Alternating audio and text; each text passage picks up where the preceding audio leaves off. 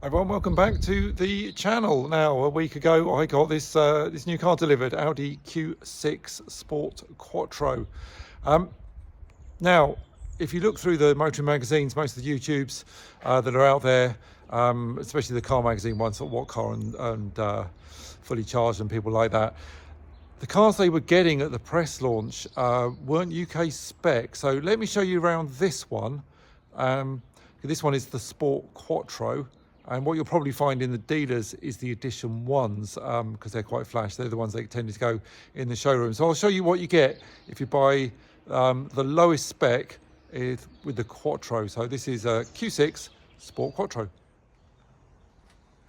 I reckon this is quite a handsome beast. And you've got a nice style on the new front grille. This Sport Quattro comes on 19-inch alloys. I think they're quite an attractive wheel, and the 19 suit it really well. Different markets, you can get different wheels, but so in Ireland you can go to 18s, most of Europe and the US as well. But in the UK, Sports come on 19s, S-Lines on 20s, and Edition 1s on 21s. You can also see there's a bit of a gap from the top of the tyre up to that wheel arch, and that's because this is on the standard comfort suspension, which comes on all sport cars. Now, unlike the Q4 and the Q8, S-Lines are also on comfort suspension, and it's only the Edition 1 that goes up to the sport suspension. The sport suspension is about 20mm lower on this car. Now, the interior on the Sport, which is the base model, has the sport seats. If you're coming from a Q8, the Sport model has comfy seats, and as you go up through the S line, you then start gaining the sport seat. So these are the sport seats, which come in all Q6s. In the Sport and in the S line, you get this twin leather, so that's partly real leather, partly artificial leather. And the main difference between this one and the S line is that you get an S badge here, but that's about it. Now, you will notice that there is manual adjustment on these seats. There's no electric seat adjustment on these. It's only when you get up to the Edition 1 you get the memory seats. But the Edition 1 has like a fabric diamonds pattern on the centre of the seat, although it's essentially the same seat. So the full leather is on the lower spec cars, which is the Sports and the S-Lines. Dash-wise, you've got the new panoramic dashboard, and it is really nice, but it does give you a hell of a lot of information. Sports come with a round steering wheel, and S-Lines get that weird thing with the flat top and the flat bottom. And then you've got these new steering wheel controls, which are kind of haptic, but they do actually move, but then you can slide your finger along them for haptic control. It works pretty well. I did have a Golf last year as a rental car, and their steering wheel controls were an absolute pain in the butt. But this Audi, I'm not getting any kind of false activations of anything on the steering wheel controls. You get nice leather centre armrest, and there's a lot of gloss black in here. The Edition 1s, this is covered in like soft fabrics, but I reckon that's going to end up with coffee stains with me.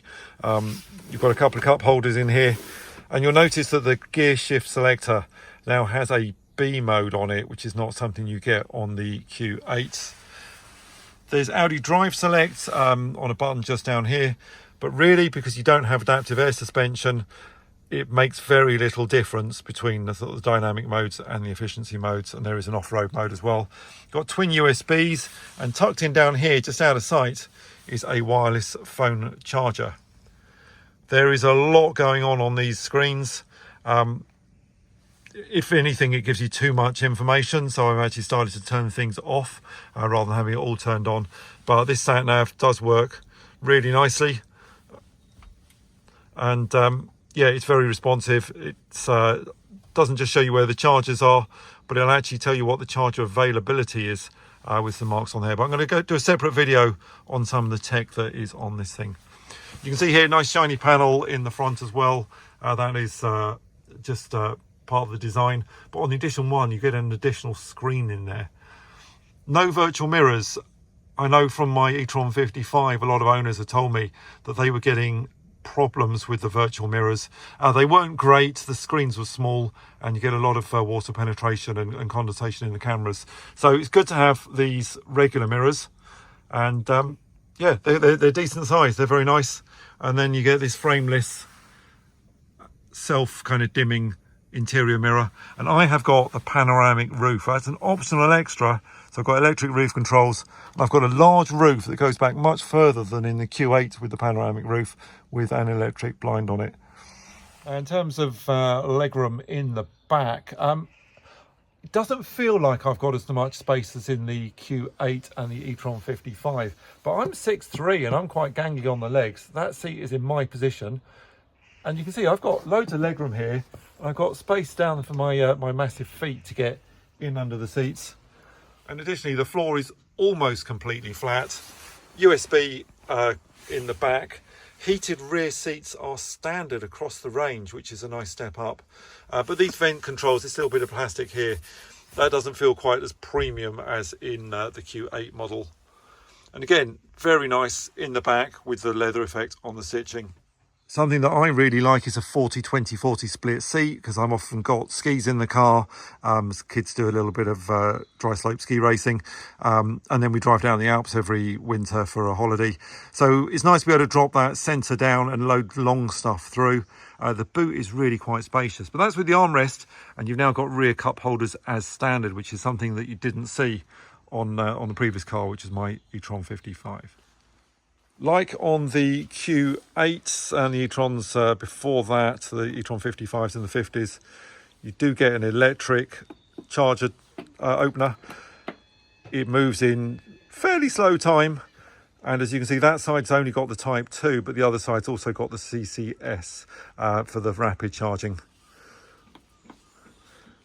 If you try and open the other side, this side closes automatically. You can't have them both open at the same time.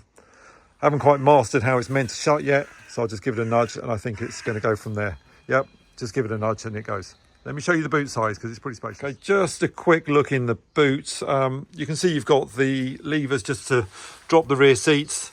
What you will see on a lot of the YouTube channels and the press releases, there'll be a button here to lower the car to load things in. Well, you just don't get that on a UK Q6, because that is linked to the air suspension, which lets you lower the car and change the ride height. So that is missing, but you can see I have got the tow bar button there because I've got the optional tow bar, and the tow bar just swings out nicely from under the rear bumper. There is a separate video where I compare it with the old e-tron 55, and I show you the frunk on that. So dial into that one if you want to. It's on the channel, and please hit subscribe for further updates. Another nice little touch, stored in the tailgate is the hazard warning triangle. So if ever you're in a breakdown situation, it's quite easy to access that without having to move all your luggage to get to that little bit of underfloor storage that's also in the boot. So overall, I think this is a nice premium interior. Certainly tech-wise, it comes with a lot. So I'm going to run another video just to show you some of the technology that is standard on the Q6. But as you can see, that interior is very lovely. Probably the car that it's most similar to is the latest version of the Audi Q5, which also gets that same panoramic display on it. And then you're going to have the new A6, S6, A6 Avant, which are also built on the same platform. Again, using this kind of interior. Chances are they've got the same seats in, all built on the same platform as well. This doesn't share a platform with any petrol cars. This is purely electric, and it also shares technology with the Porsche Macan. So you get the same platform, you get the same battery pack as the Porsche Macan. Audi put their own motors in it.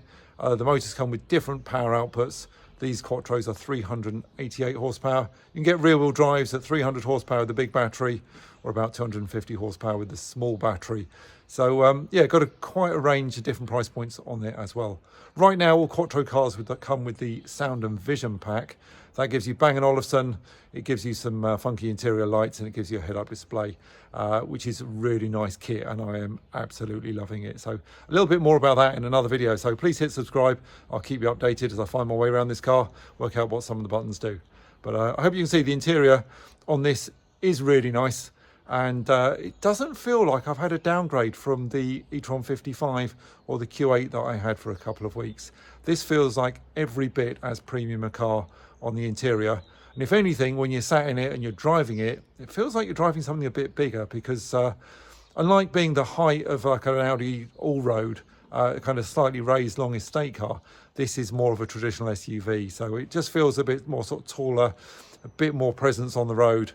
You are sat a bit higher, and I like that about it. I think it's an absolute belter of a car to be in. So yeah, stay tuned. I'm going to run through some of the tech and some of the other features on the car, and you can watch that in another video that's going to be online very soon.